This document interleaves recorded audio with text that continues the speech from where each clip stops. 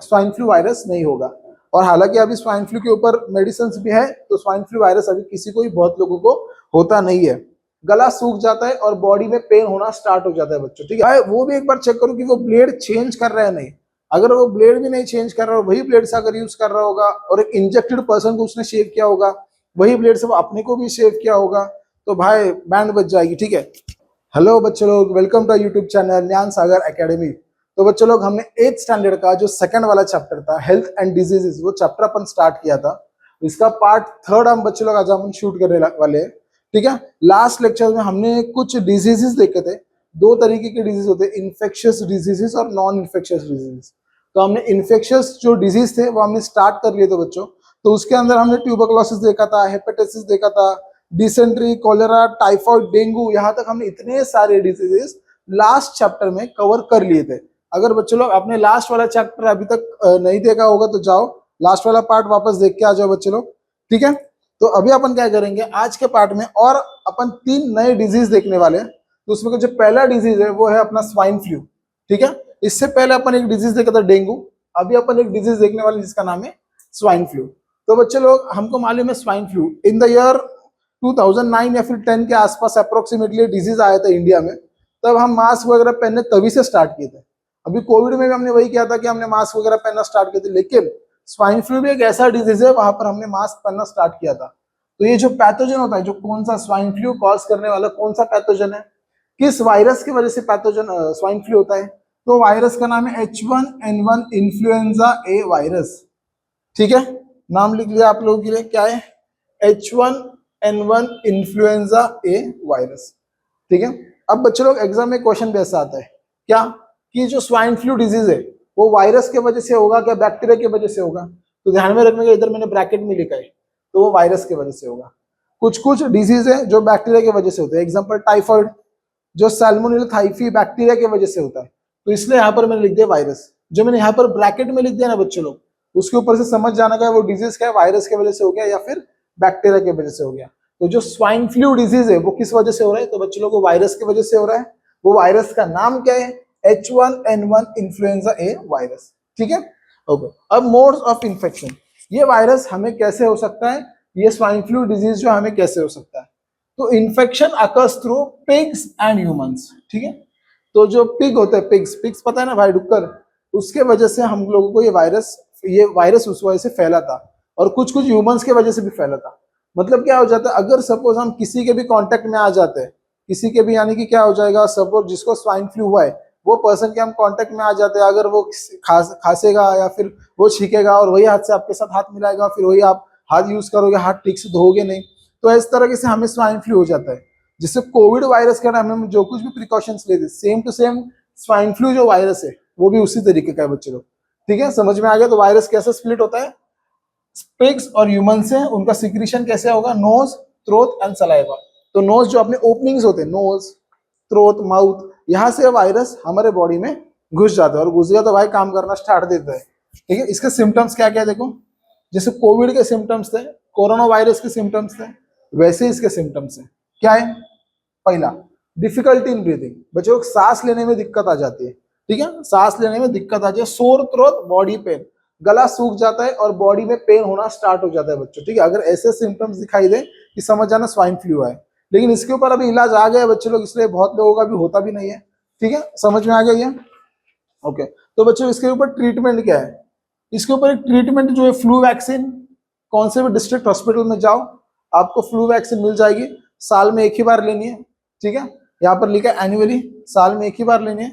और कौन से प्रिकॉशंस है जिसको स्वाइन फ्लू में नहीं हो सकता, सिमिलरली कोविड के ही है। नोज कवर करो, माउथ कवर करो, खांसते वक्त और छींकते वक्त हाथ रखो या फिर मास्क रखो, मास्क पहना करो। तो ये जब अगर अपन ने ऐसे प्रिकॉशंस लिए तो बच्चों लोग हमें स्वाइन फ्लू वायरस नहीं होगा। और हालांकि अभी स्वाइन फ्लू के ऊपर मेडिसिन भी है, तो स्वाइन फ्लू वायरस अभी किसी को भी, बहुत लोगों को होता नहीं है, ठीक है। समझ में आ गया बच्चे लोग। तो ये था बच्चे लोग स्वाइन फ्लू के बारे में, ओके। तो अब अपन दूसरा डिजीज देख लेंगे। दूसरा डिजीज है एड्स, ठीक है। एड्स क्या, एक्वायर्ड इम्यूनोडेफिशिएंसी सिंड्रोम, इसका फुल फॉर्म याद कर लो, एग्जाम में 1 मार्क के लिए आता है, ठीक है। क्या है, AIDS, एड्स का फुल फॉर्म है एक्वायर्ड इम्यूनोडेफिशिएंसी सिंड्रोम, ठीक है, एकदम फर्स्ट क्लास, हाथ पे लिख के लेके जाओ भाई, एड्स के ऊपर एक आने ही वाला है इसका फुल फॉर्म। ठीक है, हाथ पे लिख के जाओ, लेकिन बोलो मत मेरा नाम, नहीं तो मेरा नाम बोल दोगे भाई उधर। ठीक है, उसके लिए पैथोजन देखो, एड्स किस चीज से होता है, यहाँ पर देखो वायरस से होता है, बैक्टीरिया से होता है, तो बच्चे लोग वायरस से ही होता है एड्स। ठीक है, उसका फुल फॉर्म क्या है, ह्यूमन इम्यूनो डेफिशिएंसी सिंड्रोम। कौन सा वायरस है, HIV वायरस। कौन सा वायरस है, HIV। एड्स किससे होता है, HIV वायरस से होता है। कौन सा है, उसका नाम क्या है भाई, HIV का, ह्यूमन इम्यूनो डेफिशिएंसी वायरस। इसका भी फुल फॉर्म हाथ पे लिख के जाओ, बहुत बड़ा आता है, एक एक उंगली पे एक एक डेफिनेशन बढ़ जाएगा। ठीक है, बात खत्म। Okay, now modes of infection, ये कैसे होता है। अभी एड्स जो डिजीज है वो खांसने से या फिर छींकने से फैलती है क्या, या फिर हम अगर जिस पर्सन को एड्स है उसके साथ टिफिन खाओ तो हमें एड्स होगा क्या, या फिर सपोज अगर जिसको एड्स है उसके साथ में रोज उठता बैठता हूँ, उसके साथ में क्रिकेट खेलता हूँ, उसके साथ में बाहर घूमता हूँ, तो मुझे भी एड्स होगा क्या। तो बच्चे लोग, एड्स ऐसे नहीं फैलता है। ठीक है, एड्स ऐसे नहीं फैलेगा, ये बात दिमाग में ध्यान में रखो। ऐसे भ्रम मत रखो कि अगर मैं उसके साथ रोज उठते बैठते जाऊंगा, उसके साथ में क्रिकेट खेलूंगा तो मुझे एड्स होगा। बच्चे लोग, एड्स ऐसी बीमारी नहीं है जो ऐसी फैलती है। हाँ, अगर स्वाइन फ्लू या फिर कोरोना वायरस की बात करेंगे तो कोरोना वायरस या फिर स्वाइन फ्लू ऐसे फैलता है, लेकिन एड्स जो बीमारी है वो साथ में साथ उठने से या फिर हमारे साथ बैठने से वो बीमारियां नहीं फैलेगी। तो उसके मोड्स ऑफ इन्फेक्शन क्या है, देखो, ब्लड ट्रांसफ्यूजन।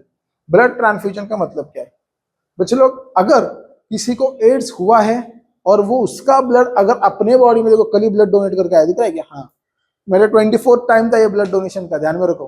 ठीक है भाई, ब्लड डोनेट करते जाओ, बहुत अच्छी बात है, बहुत लोगों की जिंदगियां बचती है भाई इससे। ठीक है, इतना अच्छा लगा कि अपना ब्लड किसी एक बहुत अच्छे ऐसे इंसान को गया जिसको जरूरत थी, वो फीलिंग ही बहुत अलग थी, इसलिए ब्लड डोनेट करते जाओ। मेरा 24 टाइम ब्लड डोनेशन था बच्चे लोग। ठीक है, तो तुम भी 18 साल के ऊपर हो गए तो ब्लड डोनेट करना स्टार्ट कर दो। साल में 3-4 बार अपन कर सकते हैं, लेकिन आप 2 बार तो कर लो भाई। ठीक है, सेव लाइफ्स। ठीक है, चलो देख लेंगे मोड्स ऑफ इन्फेक्शन। पहला क्या है, ब्लड ट्रांसफ्यूजन। तो ब्लड ट्रांसफ्यूजन का मतलब क्या है, अगर जिस पर्सन को एड्स हुआ होगा और उसका ब्लड अगर अपन अपने बॉडी के अंदर डाल रहे हैं तो बच्चे लोग एड्स हो जाएगा फिर अपने को भी। ठीक है, क्योंकि उसका ब्लड अपने बॉडी में आ गया है। ठीक है, तो ये बात ध्यान में रखने का। दूसरी चीज, शेयरिंग नीडल्स।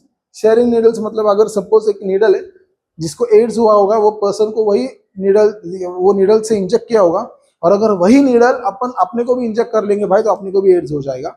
इसलिए कौन से भी हॉस्पिटल में जाओ, वो नीडल्स चेंज करते क्या उसके ऊपर ध्यान दिया करो। वो कुछ भी अगर ब्लड चेक करते होंगे, वो कौन सी नीडल्स यूज करते हैं वो चेक करो भाई। ये तो एक बेसिक चीज होती है कि नीडल मत ये करो। अगर आप शेव करने भी जाते हो, वो अगर जो वस्त्र यूज करते हैं ना, जिससे अपने को कल्ली बिल्ली काटता है, दाढ़ी बिल्ली काटता है भाई, वो भी एक बार चेक करो कि वो ब्लेड चेंज कर रहा है नहीं। अगर वो ब्लेड भी नहीं चेंज कर रहा, वही ब्लेड से अगर यूज कर रहा होगा और एक इंजेक्टेड पर्सन को उसने शेव किया होगा, वही ब्लेड से वो अपने को भी शेव किया होगा, तो भाई बैंड बच जाएगी। ठीक है, तो वो भी चेक किया करो, वो बहुत अच्छी बातें होती है। वो कैसे भी हो जाए, कितना भी विश्वासवाद में हो जाए, कुछ भी, वो बस उनसे गलती से भी हो सकता है, इसलिए अपन चेक करते जाओ। ठीक है, फ्रॉम मदर टू चाइल्ड। अगर बच्चे लोग सपोज एक माँ है जिसको एड्स हो गया है और उसके पेट में बच्चा है, तो जो आने वाला बच्चा होगा बच्चे लोग, उसके भी एड्स हो सकता है। ठीक है, ये बात ध्यान में रखने का है। ठीक है, अनसेफ सेक्सुअल कॉन्टैक्ट, अगर प्रिकॉशन बिना यूज किया अगर आपने सेक्स किया होगा तो आपको भी यहाँ पर एड्स हो सकता है भाई। ठीक है, तो नेक्स्ट देख लेंगे सिम्टम्स क्या क्या है। उसके सिम्टम्स क्या क्या है, patient suffers from various diseases due to progressive weakening of immunity. मतलब आपको मैं एक बात बता देता हूँ कि एड्स की ऐसी स्पेसिफिक सिम्टम्स नहीं है कि हाँ एड्स आएगा तो भाई सर दुखेगा, तेरे बाल झड़ेंगे, तेरे हाथ पैर दुखेंगे, ऐसा कोई स्पेसिफिक सिम्टम्स, ऐसी लक्षण है उसके नहीं है। ठीक है, उसके बहुत अलग अलग लक्षण है, हर पर्सन को अलग अलग लक्षण दिखाई देती है। कुछ कुछ का पेट दुखेगा भाई, कुछ किस को बुखार आ जाएगा, लेकिन ये बहुत लॉन्ग ड्यूरेशन की डिजीज है, ये जल्दी क्योर भी नहीं होते। अभी क्योर होते हैं लेकिन बहुत टाइम लगता है उसको क्योर करने के लिए। ठीक है, तो ये बात ध्यान में रखो, सबको अलग अलग डेफिशिएंसी होती है, लेकिन अपनी जो इम्यूनिटी पावर है ना भाई, इम्यूनिटी पावर अपनी लो हो जाती है इसमें, ये बात आप ध्यान में रखोगे। और यहाँ पर लिखा देखो, सिम्टम्स आर पर्सन स्पेसिफिक, मतलब क्या, हर पर्सन को अलग अलग सिम्टम्स होते जाएंगे। ठीक है, समझ में आ गया। ओके, प्रिवेंशन और ट्रीटमेंट। अब इसके लिए प्रिवेंशन और इसके लिए ट्रीटमेंट क्या है बच्चे लोग देख लो एक बार। ELISA test for early diagnosis, अगर आपको फर्स्ट स्टेज में पता चल जाता है भाई एड्स हो गया है, तो ये टेस्ट कर लो, ये ट्रीटमेंट ले लो, तो आपको भाई लोग ये 8 ट्रीटमेंट है देखो, इसका फुल फॉर्म है एंटी रेट्रोवायरल थेरेपी। ये कर लो बच्चों लोग, आप लोगों का एड्स दूर हो सकता है। ठीक है, इसके ऊपर ट्रीटमेंट है। पहले उसके ऊपर ट्रीटमेंट नहीं हुआ करती थी, लेकिन अभी उसके ऊपर ट्रीटमेंट है बच्चों। ठीक है, ध्यान में रखो। तो ये था अपना एड्स के बारे में। ओके, अब नेक्स्ट आज का लास्ट टॉपिक देख लेंगे बच्चों लोग अपन, रेबीज। ठीक है, ये लास्ट टॉपिक देख के आज का ये वीडियो लेक्चर अपन रोक देंगे। ठीक है, तो ये जो है वो है रेबीज। तो ये रेबीज क्या होता है बच्चों, देखो ये रेबीज कब होता है, जब अपने कुत्ता, रैबिट, मंकी, बिल्ली ऐसे इन्फेक्टेड एनिमल्स अगर अपने को काट ले। ठीक है, कुत्ता है जो उसको पहले से घाव लगा हुआ है ना, और वो अगर अपने को काट ले, भाई खत्म, देखो रेबीज हो जाएगा। ठीक है, समझ जाओ।